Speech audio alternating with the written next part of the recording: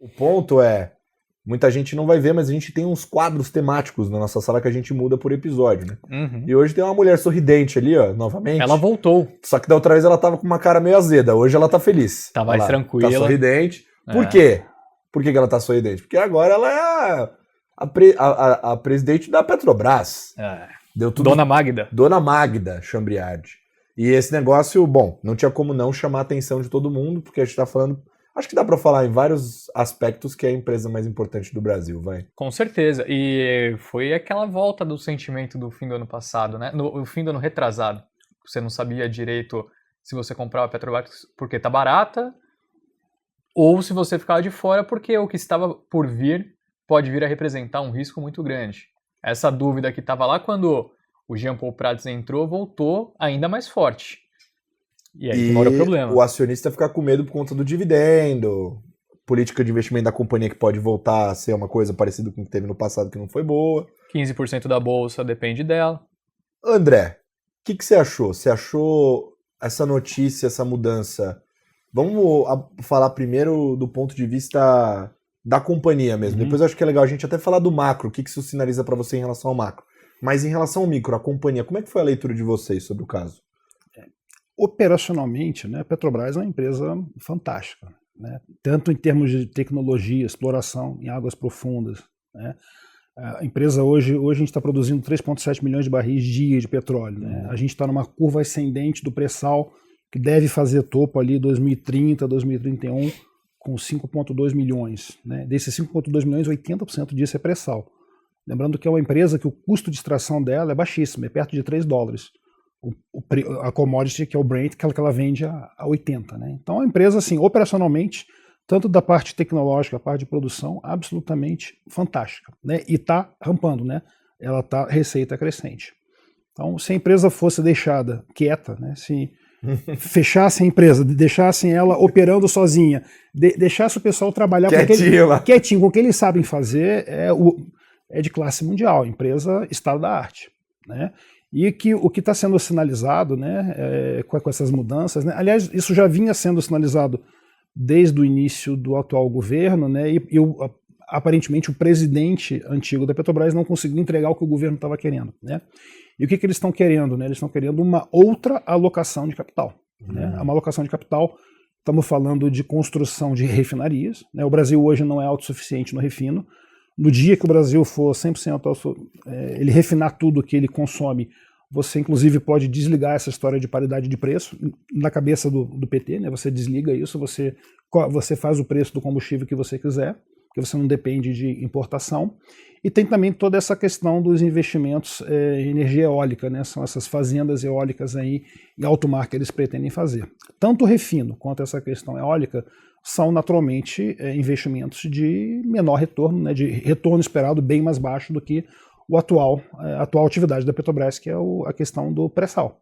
Então, o que a gente pode esperar olhando daqui para frente é uma empresa que vai ter um retorno marginal menor do que aquilo que ela teria se ela continuasse seguindo a estratégia dela, que era focar no pré-sal, fazer o desinvestimento dos campos maduros, né? A Petrobras estava vendendo muitos campos maduros, inclusive essas empresas júniores de petróleo aqui no Brasil surgiram por isso, estavam comprando.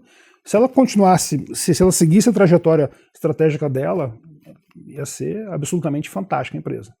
Agora a gente tem uma grande interrogação, né? Do ponto de vista operacional, a receita da empresa vai continuar crescendo, ela vai continuar rampando o pré-sal, ela vai continuar com essa margem absurda que ela tem no pré-sal. Só que o capex que ela vai fazer, né, essa má alocação que o mercado enxerga, isso vai ser suficiente para tirar valor do acionista ou não? Eu acho que essa é a grande dúvida, né? Eu acho que essa é a grande pergunta, né, que todo gestor hoje de renda variável está se fazendo. Porque esse ponto é interessante, porque pensando como investidor, vamos supor que a gente é acionista aqui da empresa. Ela pode ainda estar barata, e essa destruição de valor ou má alocação de capital que vai diminuir o retorno, talvez não vai destruir valor, mas vai diminuir o retorno esperado futuro da companhia, você espera talvez uma geração de lucro mais baixa eventualmente, enfim. Esse retorno gerado para mim como acionista menor significa que eu tenho menos dinheiro para ganhar talvez na ação. Exatamente. Mas E se eu for debenturista, detentor de dívida da Petrobras? A leitura é diferente? Eu creio que sim, a leitura é diferente. Eu acho que a gente está num ponto bem diferente do que foi os anos Dilma, né, ali 2015 e 2016, que ali a empresa realmente ficou muito alavancada, ficou extremamente alavancada. Hoje, quando você olha para a alavancagem, né, dela, é muito mais baixa do que naquele momento, e você está num momento diferente. Lá atrás, você estava começando a história do pré-sal, então você estava fazendo investimentos maciços, inclusive no pré-sal. Né? Então você estava botando dinheiro na frente e você não tinha receita. Agora não. Agora você ainda está fazendo alguns investimentos de pré-sal, mas você está... Já vê retorno. Você está vendo retorno, você está coletando isso. Então eu acho que não dá tempo, né? Eu acho que essa é a palavra, acho que não dá tempo o suficiente de ser causado estrago a ponto de prejudicar o credor, né? Seja ele o debenturista local, seja ele o bondholder que tem os bonds da Petrobras lá fora. Mas para o acionista, né, que é um bicho mais nervoso por definição, né? O acionista é sempre o último que come, né? É o credor, ele come primeiro, depois vem o governo com os impostos, o acionista é sempre o último. Então, até por essa característica, eu acho que o preço do papel talvez tenha algum tipo de cap, talvez ele, enfim, claramente ele tem um upside bem limitado em relação ao que ele poderia ter se isso não tivesse acontecendo. Sabe que a TAG vai soltar uma carta, nesse momento já deve ter soltado, por sinal. Deve estar lá no canal dele, no site deles, e vai estar aqui na descrição desse vídeo. E nessa carta, uma das comparações que tem na parte de Petrobras, na verdade essa vai sair só mais pra frente, né? A parte de Petrobras vai sair mais pro meio do mês. Mas em breve também vai estar aqui na descrição. Tudo, cara. Que isso? Vocês fazem uma comparação com a Exxon, né? Eu queria que você comentasse um pouquinho a respeito disso, André. Isso, esse estudo, né, que depois a gente pode falar um pouquinho sobre ele, é um estudo assim, sobre Bolsa, né? Bolsa Brasil como classe de ativo, né? A TAG é uma empresa que hoje nós temos 13 bi de recursos, né? É uma gestora patrimonial, começou como multifamily office, tomando conta do dinheiro de famílias, há 20 anos. Há 10 anos isso começou o braço de investidor institucional. Então hoje nós atendemos diversos fundos de pensão privados. Então hoje dá para dizer que o nosso patrimônio é meio a meio, né?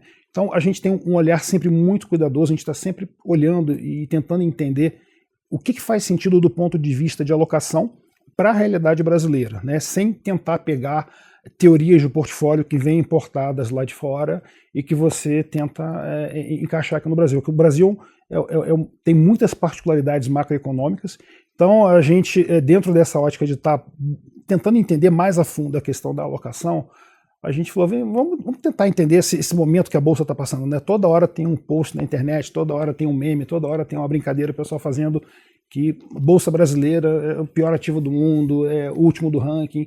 E dentro desse estudo, né, uma das coisas que a gente fez foi o comparativo, né, entre os melhores da classe de alguns setores. Um deles foi o setor de commodities. O comparativo que a gente fez com a Exxon é bastante interessante, né? A Exxon é uma empresa que tem metade da margem líquida da Petro. Petro tem margem líquida de 20, a Exxon tem 10. Quando você olha para reservas provadas, ela tem 15 bilhões de barris equivalentes. Petro tem 11, mas nesses 11 não está contando ainda essa história do Foz do Amazonas, né, que tem bastante coisa para lá, se vai explorar, se não vai explorar, a questão ecológica, a gente não sabe qual vai ser o destino disso, mas tem reserva ali, tem coisa ali para você poder explorar. E quando você olha para múltiplo, né, o mercado paga 3 vezes na Exxon do que paga na Petrobras. Então, você olhando para as duas empresas, né, e as duas naturalmente estão sujeitas à mesma commodity, à mesma volatilidade que essa commodity tem, você quando olha para as duas empresas, fica claro para a gente que não é uma questão micro, é uma questão macro. Aí é justamente o que a gente está conversando, né? A questão da ingerência. Primeiro, taxa de desconto, né? Brasil com CDI alto, enfim, você tem toda a questão de taxa de desconto, claro. E depois você entra nessa questão da ingerência e da alocação de capital, que possivelmente não vai ser a melhor alocação possível. Então, aí em cima disso, eu ia te perguntar, porque você olha para essa parte mais global macro, né? Alocação. E, naturalmente, uma modificação dessa numa estatal tão relevante deve ter alguma sinalização, quer dizer, pelo menos isso é o que eu imagino, da perspectiva macro brasileira. Esse caso da Petro, que eu falei para você que a gente abordou primeiro do micro, mas agora eu queria falar do macro. Isso te indicou alguma coisa no seu cenário de Brasil, eventualmente foi alguma coisa adicionada ali para debater no cenário? Eu acho que traz mais ineficiência, né? Porque, inclusive, dentro dessa proposta, dessa estratégica que a Petrobras está sendo redirecionada, tem toda aquela questão do conteúdo nacional. Inclusive em alguma das MPs que estão circulando no Congresso agora, plantaram um jabutizinho dizendo que para o setor de óleo e gás o conteúdo nacional tem que sair de 20% para 40%. que isso significa? Significa que em vez de você fazer o seu barco no estaleiro em Singapura, que é super competitivo, você vai comprar o barco com o melhor preço, globalmente falando, você vai ter que fazer isso no estaleiro brasileiro, você vai pagar um preço muito mais alto. Essa deve ser a terceira, a quarta ou a quinta vez que tentam fazer brotar essa indústria naval no Brasil e não consegue, a gente não tem competitividade. A questão das vantagens comparativas, o Brasil infelizmente não tem essa competitividade. Então você vai ter, além de você estar alocando, né, em projetos de menor valor esperado, esse capex vai ser um capex mais caro, por causa da história do conteúdo nacional. Se você parar para analisar esses números que estava falando da Exxon com a Petro está negociando a 4 vezes preço-lucro, né? Isso. A Exxon negocia 12. É 3 vezes mais. 3 vezes só com múltiplo, que acaba dragando o valor da empresa por conta desses fatores que a gente está comentando, né? E querendo ou não, é uma estatal, né? É o dinheiro do governo, é seu, meu. Enfim. Não, mas por ser uma estatal brasileira, será que não merece esse desconto todo? É esse o ponto, né? Você não tem... Acho que você, na própria pergunta que você fez, acho que você já deu a resposta. Já respondi. Você já respondeu, né? Pois é.